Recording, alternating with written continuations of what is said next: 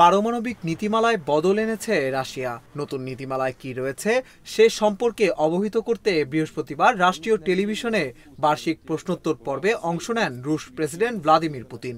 এতে নতুন এই নীতিমালায় কোন হুমকিগুলোকে পারমাণবিক অস্ত্র ব্যবহারের জন্য বিবেচনায় নেওয়া হবে সে সম্পর্কে জানান তিনি। ব্রিটিশ সংবাদ মাধ্যম বিবিসির প্রতিবেদনে বলা হয়, গত সেপ্টেম্বরে প্রস্তাবিত নতুন পারমাণবিক নীতিমালায় অনুমোদন দিয়েছেন ভ্লাদিমির পুতিন। এতে আগের তুলনায় আরও আগ্রাসী নীতি নিয়েছে রাশিয়া।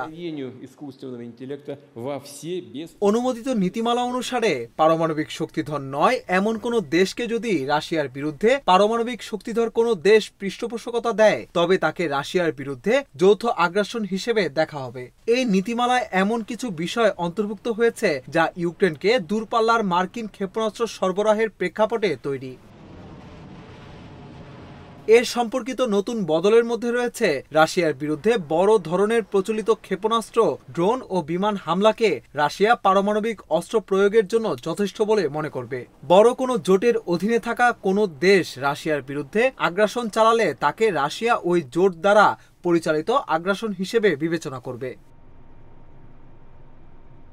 রুশ সংবাদ সংস্থা তাস জানায়, নতুন নীতিমালায় রাশিয়ার জন্য হুমকি হতে পারে এমন জোট ও দেশের সংখ্যার মতো বাড়ানো হয়েছে সম্ভাব্য হুমকির ধরনও, যা পারমাণবিক অস্ত্র ব্যবহারের আওতাভুক্ত হবে।